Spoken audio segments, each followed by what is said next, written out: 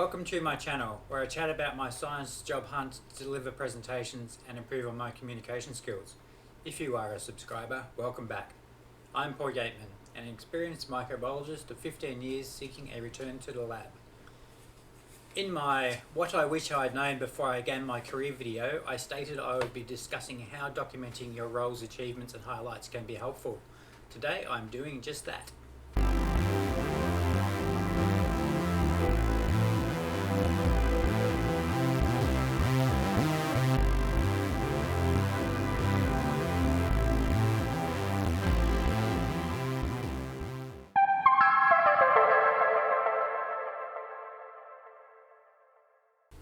Why bother documenting your successes and failures in your career at all? It enables you to hopefully tell compelling stories that assist you in being hired. Having notes about what has and has not worked in the past allows you to demonstrate how you can learn from your failures and what you can do to achieve success. Often I find success stems from doing what you are supposed to be doing. When it comes to projects, things could go either way. That's why you have project management. An example of a past stuff up was early in my career when I was sampling sheep blood to allow for heparin testing. The night before, I'd prepared a bottle of EDTA to prevent clotting and placed it in the sample fridge. The next day, I just grabbed the bottle after a cursory label read. On returning to work, the bottle was full of a big clot. It turns out I'd grabbed a water for injection sample and not the bottle I had prepared. The bottle I grabbed was where I'm pretty sure I replaced a bottle, so cursory looking at labels.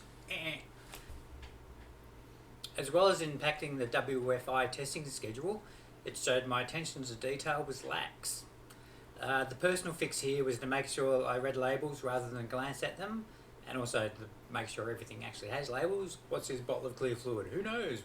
Well, could be anything. Make sure it's labelled, or you got to turf it and label it next time you prep it. I've since become a champion of recording what is done and labelling items in the lab. Yeah, so what's that clear liquid? Without a label, who knows? No one. And ensuring equipment is within calibration prior to use.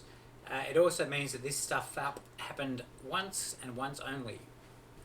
Success examples I could pull off the top of my head up until the start of 2020 include validation of the MAS 100 air sampler, validation of large incubators, developing and delivering various presentations for those working outside of the microbiology lab, probably including these videos. Revalidation of autoclave loading patterns, mapping processes and working on a documentation effectiveness project, thanks to an FDA observation. Looking back through my diaries earlier this year, I've been able to add the following to my collection of successes. My lab manager commented on the speed, accuracy and completeness of my investigative reports. This example could also be used to demonstrate my overall investigative and managed documentation writing skills.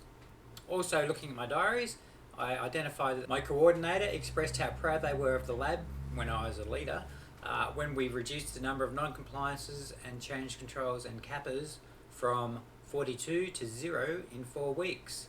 The team was described as committed, hardworking and demonstrated a sense of urgency when it came to compliance, customer service and meeting business objectives. This increased the standing of the lab, which was a great outcome for those in leadership, such as me, and those in management positions. There's a lot of good stuff in this record that could be used to mould a compelling success story. I'm sure to have documented other successes that would make great stories in support of my stated skills and knowledge. I just have to go back through my diaries to figure out what was what. If you don't document at least the key milestones in your roles, preferably with figures and how it benefited both your peers and your company, when it comes time to discuss your future by detailing what you did in the past, knowing what you did makes the task easier. So, it would save you time, therefore improving efficiency in your personal life. I encourage you to make notes of your successes and failures for future reference, as I believe it will help you in your career job hunt. In my next video, I will be discussing networking versus not networking. If you have found this video interesting or informative, consider liking, subscribing, sharing, all that fun stuff.